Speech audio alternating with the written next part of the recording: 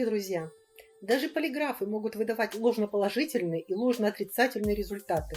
Что уж говорить о людях.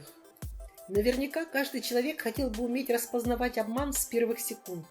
Но даже эксперты признают, что не существует такой волшебной тактики для выявления лжи, которая срабатывала бы каждый раз и с каждым человеком. Да, есть методики, которые помогают обнаружить неправду из уст собеседника, но ими в полной мере могут пользоваться только специально обученные люди. В остальных же случаях приходится полагаться на вероятность, основываясь на поведении конкретного человека, врет он или же говорит правду. По мнению психотерапевта Дейла Хартли, есть две проблемы при обнаружении лжи на лету: ложный положительный вывод и ложный отрицательный. Другими словами, вы можете ошибиться, приняв ложное утверждение за истинное или отвергнув истинное утверждение как ложное. Подчеркну, что даже полиграфы могут выдавать ложноположительные и ложноотрицательные результаты. Но тут стоит заметить, что мастерство полиграфиста или его отсутствие также может повлиять на результаты. Чтобы распознать обман в личном или деловом общении, нужен подход, который может быть легко применен. Он должен свести к минимуму риск ложных положительных и отрицательных результатов. И такая техника есть. По мнению Дейла Хартли, она существенно увеличивает вероятность того, что вы можете отделить ложь от правды. Единственный минус этого метода в том, что он может применяться только в определенных ситуациях. Предположим, вы проводите собеседование с кем-то на работу, или вы на первом свидании, или пытаетесь выяснить, украл ли ребенок что-то, или знает, что кто-то это сделал.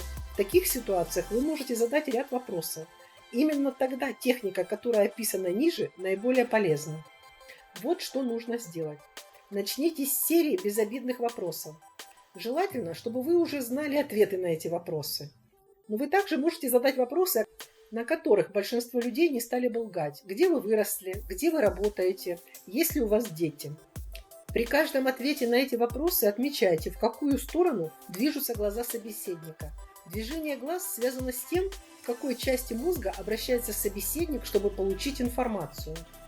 Лишь после этого задавайте ключевой вопрос. После того, как вы отметили правдивые модели движения глаз, задайте вопрос, на который человек не может или не хочет отвечать правдиво. Почему твои последние отношения закончились? Почему вы ушли с последнего места работы? Тебе что-нибудь известно о пропавших деньгах и так далее? Если глаза двигаются в другом направлении, человек, вероятно, не восстанавливает воспоминания. Скорее всего, он обращается к другой части мозга, чтобы придумать правдоподобную ложь.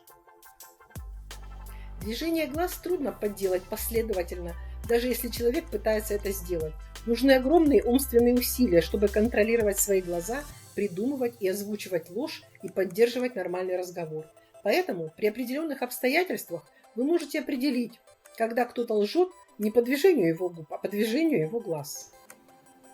Вот так, друзья. Спасибо всем, кто заинтересовался темой и посмотрел видео. Если понравилось, ставьте лайки, подписывайтесь на канал. Не забудьте нажать на колокольчик, чтобы не пропустить еще много интересного. Всего всем доброго!